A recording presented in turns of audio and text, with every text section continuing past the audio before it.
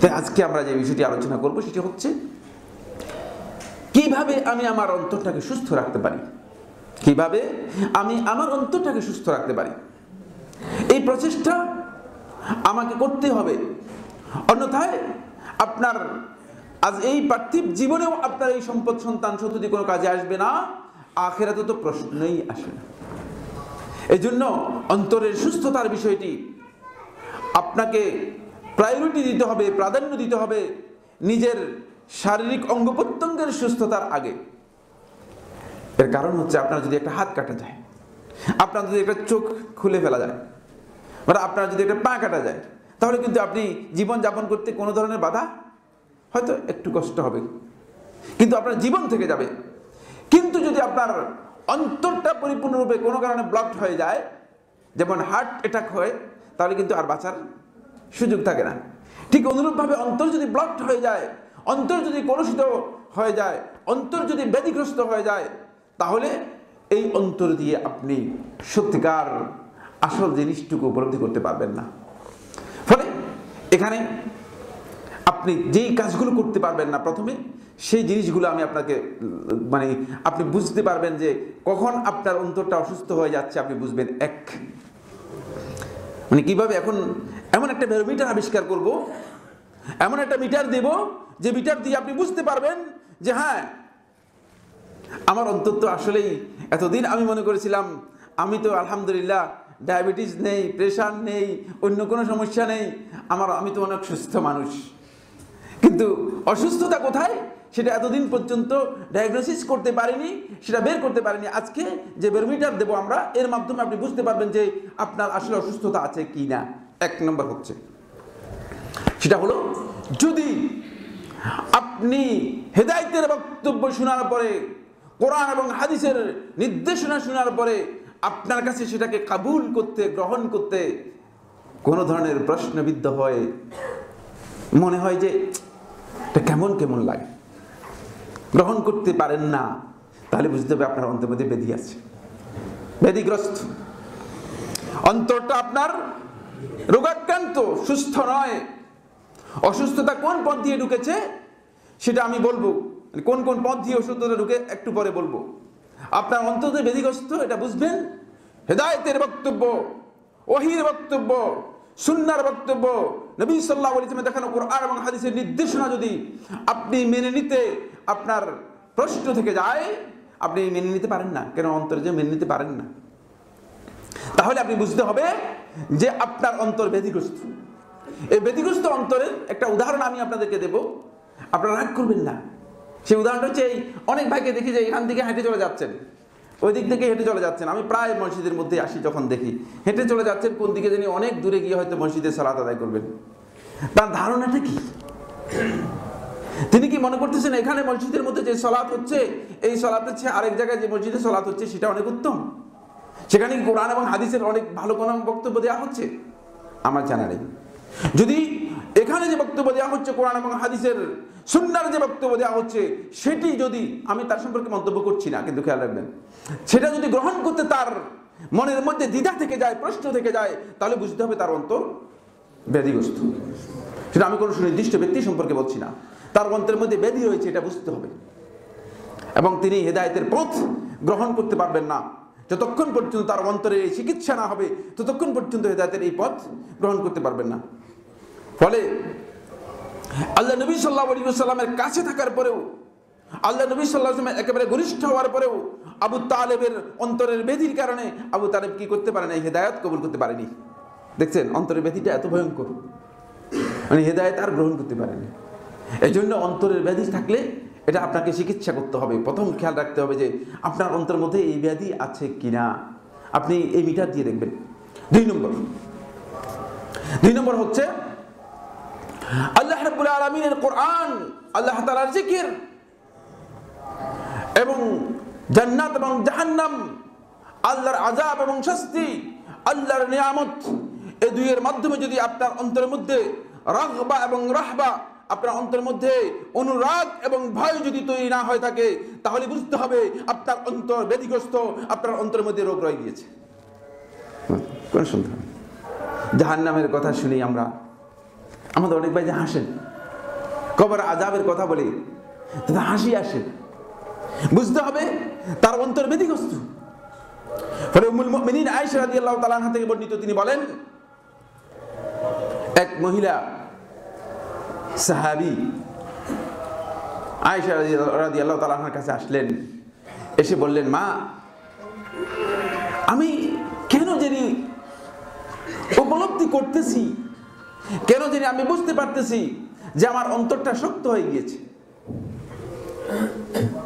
বুঝেন, মানে তার কাছে ভেরোমিটার জানা ছিল, মানে এই অন্তরের ব্যাধি সম্পর্কে তার কাছে প্রকৃত জানা ছিল। তাহলে কিভাবে বুঝলেন আপনি? আমি তো এই শিকায়েত আদৌ কোনোদিন করি নাই।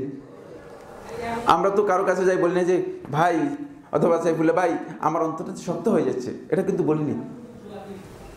আমার অন্তরটা শক্ত হয়ে যাচ্ছে, আমার কাছে মনে হচ্ছে যে আমার অন্তরটা শক্ত হয়ে যাচ্ছে। এখন আপনার কাছে আমার পরামর্শ হচ্ছে যে আমি কিভাবে আমার অন্তরটাকে নরম করতে পারি। আমাকে কি কোনো ব্যবস্থাপত্র দিতে পারবেন কিনা, কোনো চিকিৎসা আপনি দিতে পারবেন কিনা, আমার অন্তরটাকে নরম করার জন্য কোনো চিকিৎসা পত্র দিতে পারবেন কিনা। তখন উম্মুল মুমিনিন আয়েশা রাদিয়াল্লাহু তাআলা আনহা তিনি বলেন, হ্যাঁ, তোমার জন্য আল্লাহ রাসূল সাল্লাল্লাহু আলাইহি ওয়াসাল্লাম চিকিৎসাপত্র দিয়েছেন। আল্লাহ রাসূল সাল্লাল্লাহু আলাইহি ওয়াসাল্লাম চিকিৎসাপত্র দিয়েছেন, এগুলো চিকিৎসাপত্র রয়েছে। আমরা এই চিকিৎসার কাছে যাইনি, আমরা নিজেদের অন্তর নিয়ে চিন্তা নেই। আমাদের চিন্তা হচ্ছে শুধুমাত্র মাথা ব্যথা হলে মানে প্যারাসিটামল কোথায় পাওয়া যায় এর চিন্তা। আমাদের যদি চিন্তা থাকতো যে আমার অন্তর যে ব্যতিগ্রস্ত হয়ে গিয়ে সবচেয়ে বড় ক্ষতিগ্রস্ত হয়ে যাচ্ছে, সেটা কোনো খবর নেই। ফলে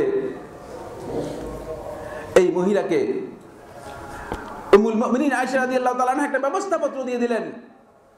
তিনি বললেন যে রাসূলুল্লাহ সাল্লাল্লাহু আলাইহি ওয়াসাল্লাম একথা বলে দিয়েছেন যে তুমি বেশি বেশি করে কোরআন তেলাওয়াত করবে, তাহলে তোমার অন্তর নরম হয়ে যাবে।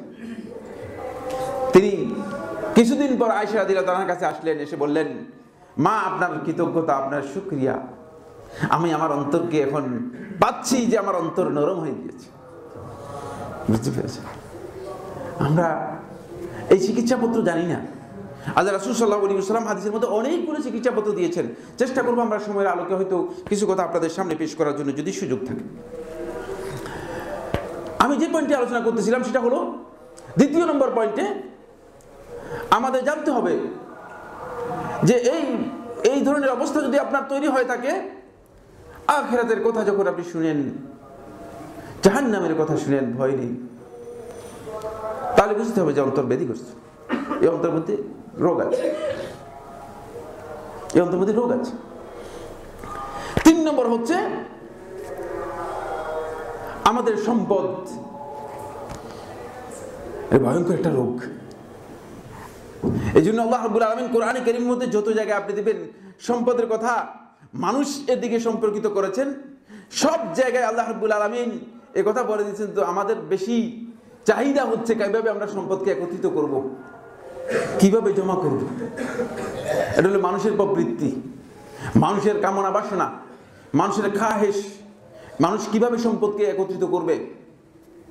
আপনি যদি আল্লাহর রাস্তায় ফকির মিসকিন দ্বীনের জন্য, ইসলামের জন্য, দাওয়াতের জন্য আপনার সম্পদ থেকে বের করতে যদি আপনার মনে কষ্ট লাগে, অথচ টাকা আপনার ব্যাংকে জমা রয়ে গিয়েছে, তাহলে আপনি নিশ্চিত আপনার অন্তরের মধ্যে কি রয়েছে? বেদি রয়েছে। আপনার অন্তরের মধ্যে বেদি রয়েছে। এখনো অন্তর কি হয়নি? ওই গোসালাতু আইদিন নাস, মানুষের হাত থেকে যে সমস্ত ময়লা বের হয়ে আসছে, ওই ময়লা দিয়ে আপনার অন্তরটা ভরপুর হয়ে গিয়েছে। ওয়া তুহিব্বুনাল মালা হুব্বান জাম্মা, অন্য আয়াতের মধ্যে আল্লাহ সুবহানাহু ওয়া তাআলা বলেছেন যে তোমরা সম্পদকে ভালোবাসো এমন ভালোবাসা যে মানে কোনোভাবেই এর থেকে তোমাদেরকে বিচ্ছিন্ন করা যাচ্ছে না, কোনোভাবে। পকেটের টাকা পকেটই থেকে যাবে, পকেট থেকে হয়তো খুলতে পারবেন না। ড্রয়ারের টাকা ড্রয়ার থেকে যাবে, ব্যাংকের অ্যাকাউন্ট থেকে টাকা আপনি হয়তো উঠাতে পারবেন না। এই খবর আমাদের নেই, এই চিন্তাও আমাদের মাথায় নেই। ফলে যেটা হচ্ছে সেটা হলো এই যে আমরা শুধু জমা করার দায়িত্ব নিয়েছি। এটা যার মধ্যে ইনফাক ফি সাবিলিল্লাহ, আল্লাহর রাস্তায় টাকা বের করার যার সামর্থ্য হবে না, তার অন্তর পবিত্র হওয়ার কোনো সুযোগ নেই। তার অন্তর কি হবে না? পবিত্র হবে। এখানে বেদিগ্রস্ত, মানে বড় ধরনের বেদি রয়ে গেছে। কারণ অন্তরের ভয়ঙ্কর একটা রোগ হচ্ছে, সেটা হলো আশ-শুহ, লালসা, লোভ। এই লোভটুকু আপনাকে পরিপূর্ণরূপে কি করতে হবে? এখান থেকে আপনাকে সরে আসতে হবে। আরেকটি বিষয় হচ্ছে লাস্ট পয়েন্ট, এই বিষয়ে আর আলোচনা করব না, সময় শেষ হয়ে যাচ্ছে। লাস্ট পয়েন্ট হলো, যদি আপনি মানুষের দোষ ত্রুটি, মানুষের গীবত, মানুষের সমালোচনা, মানুষের চগলখড়ি, মানুষের প্রতি খারাপ ধারণা, মানে এইগুলো আপনার খুব পছন্দ হয়, 100% নিশ্চিত যে আপনার অন্তরে ব্যাধিগ্রস্ত, আপনার অন্তর ব্যাধি রয়েছে। আপনি ডাক্তারের কাছে, আসল ডাক্তারের কাছে দ্রুত যান, ডাক্তারের কাছে দ্রুত যান, আপনার অন্তর ব্যাধিগ্রস্ত। এক ব্যক্তি ওমর ইবনে আব্দুল আজিজ রাহমাতুল্লাহর কাছে আসলেন, পঞ্চম খলিফা, খলিফা রাশিদার মধ্যে পঞ্চম বলা হয় তাকে ওমর ইবনে আব্দুল আজিজ রাহিমাহুল্লাহ তাআলা। এক ব্যক্তি তার কাছে আসলেন, ফাযাকারা রাজুলান বিশাইইন, এক ব্যক্তি সম্পর্কে একটু খারাপ মন্তব্য করলেন, খারাপ কথা বললেন ওমর ইবনে আব্দুল আজিজ রাহমাতুল্লাহর কাছে। মানে ওমর ইবনে আব্দুল আজিজ সম্পর্ক নিয়ে একটি খারাপ কথা বললেন ওই ব্যক্তি সম্পর্কে। হয়তো ওই লোক ওমর ইবনে আব্দুল আজিজ সম্পর্কে কিছু বলেছেন বা বলেন নাই, এই ধরনের একটা মন্তব্য ওমর ইবনে আব্দুল আজিজ রাহমাতুল্লাহ আলাইহির সামনে করলেন। যিনি নবী সাল্লাল্লাহু আলাইহি ওয়াসাল্লামের চিকিৎসাপত্রের মাধ্যমে নিজের অন্তরকে সুস্থ করে রেখেছে, তার কাছে এসে যখন এই কথা বললেন, তখন ওমর ইবনে আব্দুল আজিজ রাহমাতুল্লাহ আলাইহি বললেন, ইন শি'তা আনজুর ইলা আমরিক, যদি তুমি চাও, যদি তুমি মনে করো যে তোমার বিষয়টা বিবেচনা করি আমি, তাহলে আমি বিবেচনা করব। তুমি কি চাও বিবেচনা করার জন্য? তুমি যেটা বলছো অমুক সম্পর্কে আমাকে নিয়ে যে কথাটি বলেছো, এটা যদি তুমি ভালো মনে করো তাহলে কি বিবেচনা করব কিনা? যদি চাও আমি বিবেচনা করব। আর কিভাবে বিবেচনা করব? বিবেচনা পদ্ধতি কি? বিবেচনা পদ্ধতি আল্লাহ তাআলা যেটা দিয়েছেন সেটা, ইন কুনতা কাযিবান, যদি তুমি মিথ্যাবাদী হও, মানে তুমি যে বক্তব্য দিয়েছো এই বক্তব্যে যদি তুমি প্রমাণিত হও যে তুমি মিথ্যুক, তাহলে আল্লাহ তাআলা সূরাতুল হুজুরাতের মধ্যে যে আয়াতের মধ্যে বলেছেন, ইন জাআকুম ফাসিকুম বিনাবাইন ফাতাবায়ানু, যখন কোনো ফাসিক তোমাদের কাছে আসবে খবর নিয়ে, সংবাদ নিয়ে, তার খবর যাচাই বাছাই করো। তাহলে আমি যাচাই বাছাই করব যে আসলে তুমি কি সত্যবাদী না মিথ্যাবাদী বক্তব্য, আমি যাচাই বাছাই করব। আমি তোমার বক্তব্য নিয়ে যাচাই বাছাই করব তুমি আসলে কি বলেছো।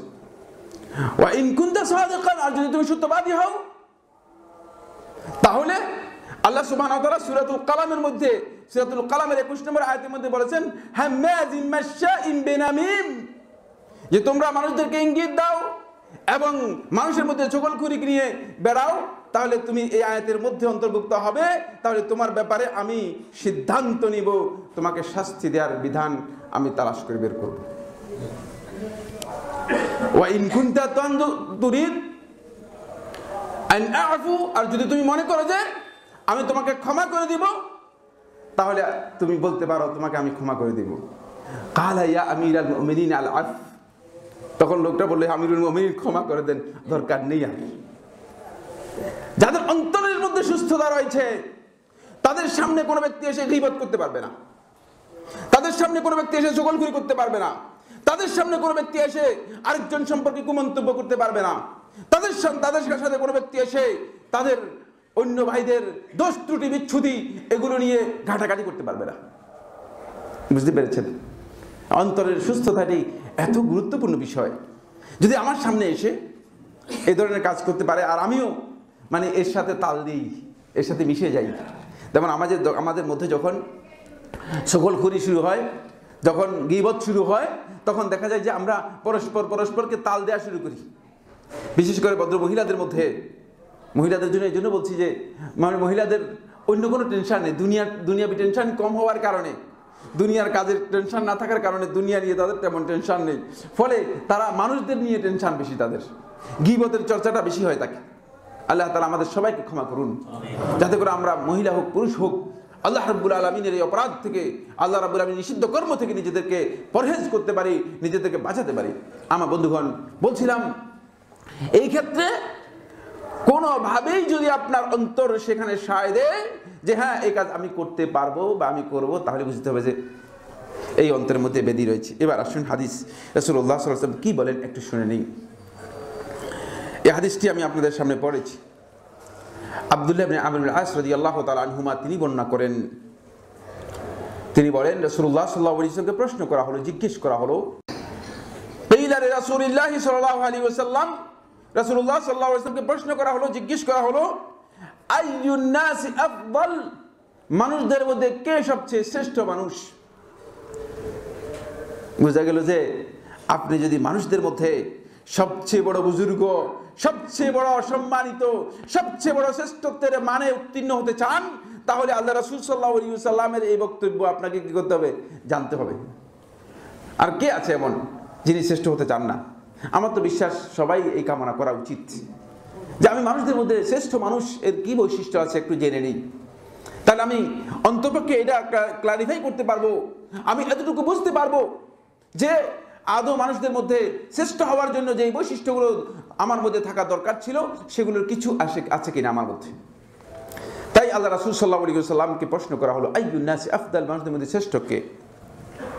তখন রাসূলুল্লাহ সাল্লাল্লাহু আলাইহি ওয়াসাল্লাম এর উত্তর দিচ্ছেন, আনসার করতেছেন এভাবে, কুল্লু মাখমুমিল কলবি ওয়া সাদুকুল লিসান, প্রত্যেক ওই ব্যক্তি যে মাখমুম অন্তরের অধিকারী, মাখমুম অন্তরের অধিকারী, ওয়া সাদুকুল লিসান, এবং সত্যবাদী জিহ্বার অধিকারী, মানে যার জিহ্বার মধ্যে সত্য ছাড়া মিথ্যা কখনো আসেনি, এই ব্যক্তি, আর যার অন্তরটা মাখমুম।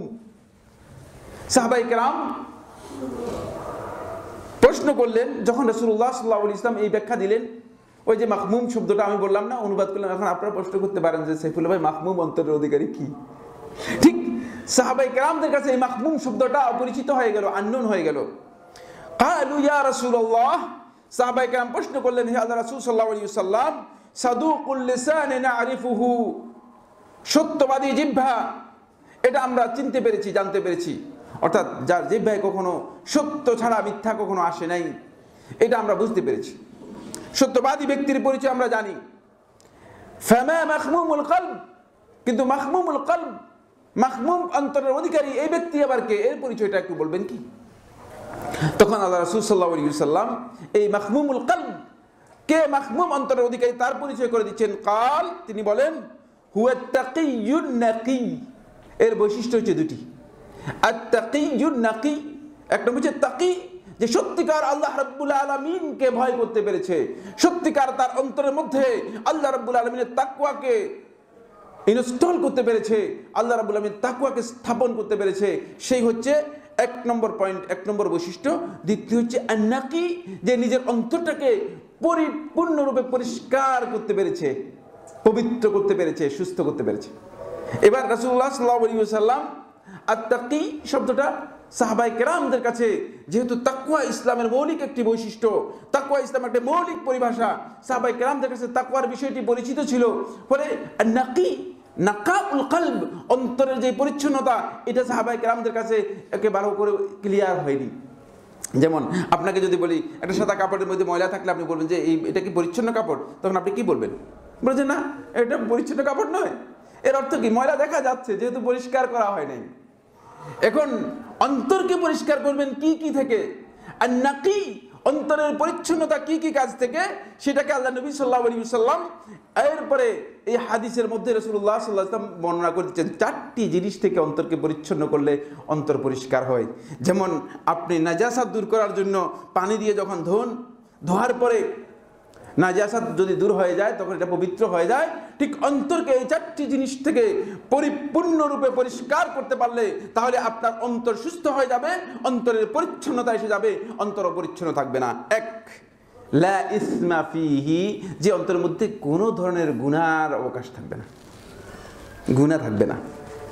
ইসম শব্দটা সকল প্রকার গুনার জন্য ব্যবহার হয়, বিশেষ করে ছোট গুনার জন্য ব্যবহার হয়। অনেক দীর্ঘ আলোচনা রয়েছে, শুধু এই অর্থটুকু করলাম। ইসম শব্দটা সকল প্রকার গুনাহের জন্য ব্যবহার হয়, বিশেষ করে ছোট গুনাহের জন্য ব্যবহার হয়। কারণ ছোট গুনাহ করতে একটা প্র্যাকটিস তৈরি হয়ে গেলে, ছোট গুনাহ করতে করতে বড় গুনাহের মধ্যে মানুষ কি হয়ে যায়, লিপ্ত হয়ে যায়। তখন গুনাহের একটা অভ্যাসে পরিণত হয়ে যায়। গুনাহটা তার জীবনের জন্য একটা দায়িদান, একটা মানে স্বাভাবিক অবস্থায় পরিণত হয়ে যায়। গুনাহ করাটা একটা সাধারণ বিষয়ে পরিণত হয়ে যায়। যে প্রথম মিথ্যা বলেছে, মিথ্যা বলার সময় তার জিহ্বায় দেখবেন যে মানে মিথ্যা ঠিকঠাক মতো বলতে পারতেছে না, জিহ্বায় আটকে যাচ্ছে। কারণ সে জানে তার শরীরের মধ্যে মানে মাথার মধ্যে একটা বিবেক আছে, দেহের মধ্যে একটা বিবেক আছে, যে বিবেক তাকে তাড়িত করছে যে তুমি এটা কি বলতেছো, এটা তো সত্য নয়। এই জন্য তখন সে আটকে যাবে। কিন্তু যখন এই মিথ্যার প্র্যাকটিস শুরু করে দেবে, তখন এমন এক পর্যায়ে সে চলে আসবে যে মিথ্যা বলতে থাকবে, আর তার মুখের মধ্যে সেটা বাজবে না, আর তার মুখের মধ্যে কি এটা বাজবে না। কারণ হলো মিথ্যা সে অভ্যস্ত হয়ে যাবে। এই জন্য ইসম হচ্ছে ছোট গুনাহ হলেও কোনো ধরনের গুনাহ যদি অন্তরের মধ্যে থেকে যায়, অন্তরের মধ্যে আসে, তাহলে এই অন্তর আস্তে আস্তে করে এই অন্তরের মধ্যে কি হয়ে যাবে, রোগ ব্যাধি ধরে চলে যাবে। রাসূলুল্লাহ সাল্লাল্লাহু আলাইহি ওয়াসাল্লাম বলেন যে আল্লাহর বান্দা যখন কোন একটা গুনাহ করে, ইযা আযনাবাল আবদু যামবান, যখনই কোনো বান্দা কোন একটি গুনার কাজে লিপ্ত হয়, তাকে নুকতাত ফি কলবিহি নুকতাতুন সাউদা, তার অন্তরের মধ্যে একটা ছোট্ট একটা বিন্দুর মতো কালো দাগ পড়ে যায়। কালো দাগটাই এই গুনাহ। এর থেকে পরিষ্কার করতে হবে, অন্তরকে এর থেকে পরিষ্কার করতে হবে। আসুন দুই নম্বর হচ্ছে ওয়ালা বাগি, এর মধ্যে সীমালঙ্ঘন থাকতে পারবে না, অন্তরের মধ্যে সীমালঙ্ঘন থাকতে পারবে না। রাসূলুল্লাহ সাল্লাল্লাহু আলাইহি ওয়াসাল্লাম নিষেধ করে দিয়েছেন কোন ধরনের সীমালঙ্ঘন এর মধ্যে থাকবে না। ওয়ালা গিল, তিন নম্বর হচ্ছে গিল, কারোর জন্য বিদ্বেষ থাকতে পারবে না। বিদ্বেষ, যে কোনো ব্যক্তির জন্য বিদ্বেষ থাকতে পারবে না।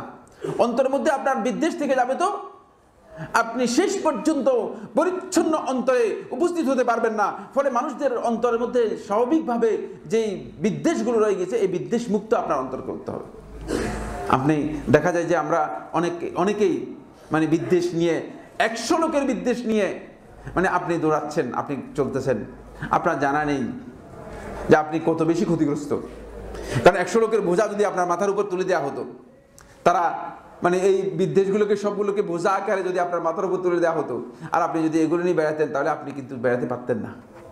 অথচ আপনি আপনার অন্তরের মধ্যে 100 লোকের বিদ্বেষ নিয়ে আপনি দৌড়াচ্ছেন, আপনি চলতেছেন। এই বিদ্বেষ পরিপূর্ণ অন্তর, এটা ব্যাধিগ্রস্ত অন্তর।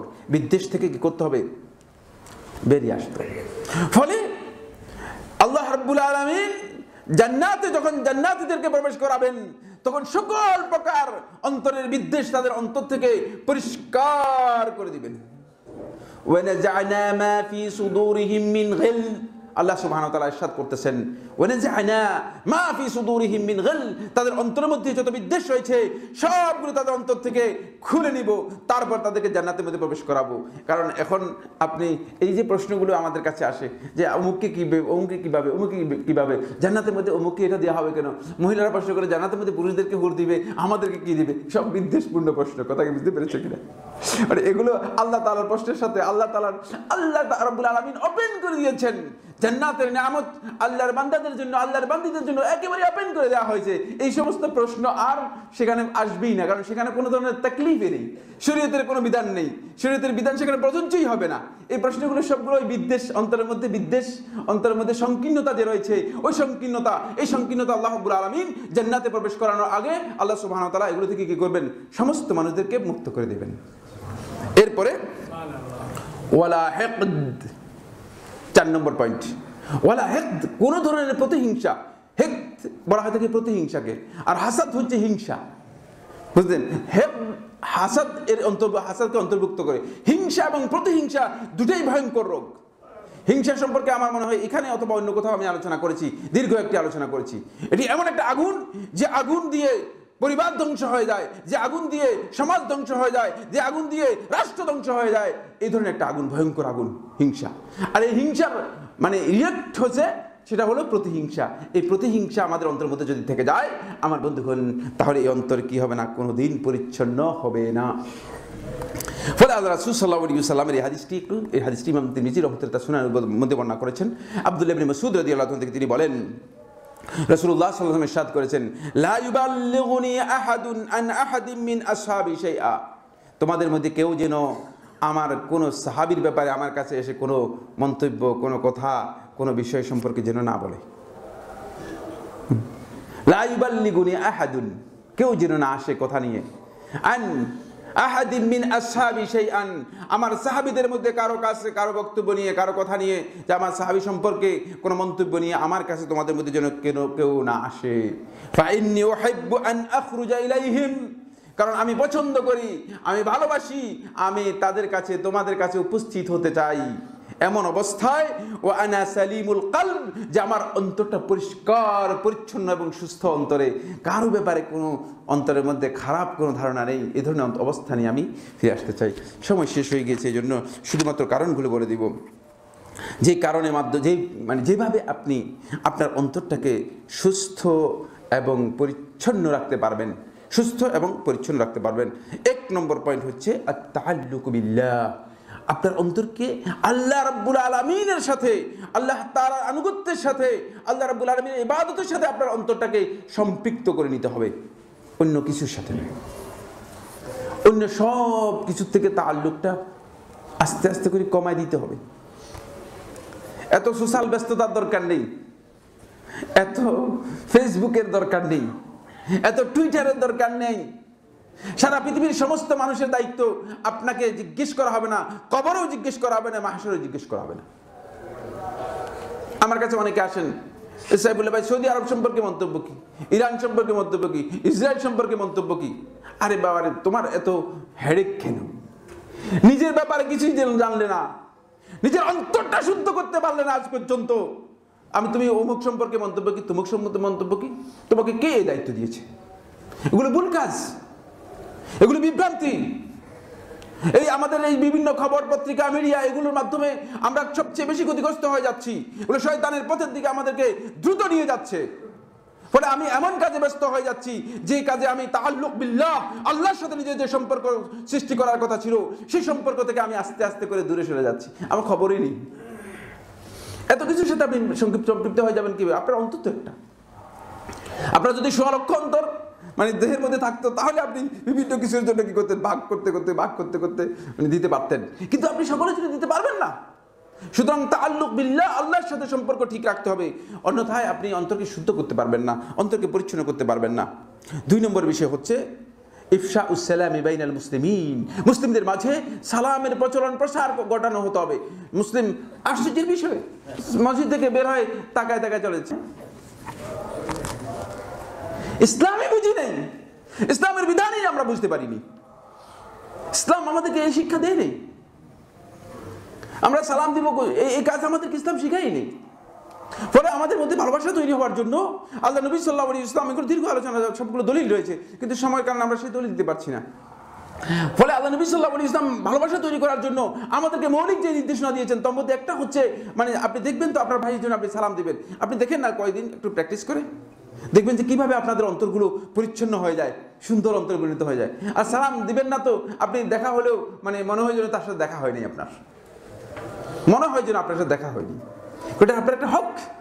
আচ্ছা, এরপরের পয়েন্ট হচ্ছে যেটা, সেটা হলো আপনি এর জন্য দোয়া করবেন, আল্লাহ রাব্বুল আলামিনের কাছে দোয়া করবেন। বন্ধুগণ, শাদ্দাদ ইবনে আউস রাদিয়াল্লাহু আনহু বর্ণনা করেন, রাসূলুল্লাহ সাল্লাল্লাহু আলাইহি ওয়াসাল্লাম সালাতের মধ্যে নিয়মিত দোয়া করতেন, যেটি আল্লাহুম্মা ইন্নী আসআলুকা কলবান সালিমান ওয়া লিসানান সাদিকা। হে আল্লাহ, আমি আপনার কাছে চাচ্ছি, হে আল্লাহ, আমি আপনার কাছে ফরিয়াদ করছি, তলব করছি, কলবান সালিমান, একটি সুস্থ অন্তর, ওয়া লিসানান সাদিকান, এমন একটি জিহ্বা যে জিহ্বাটা সব সময় সত্যবাদী।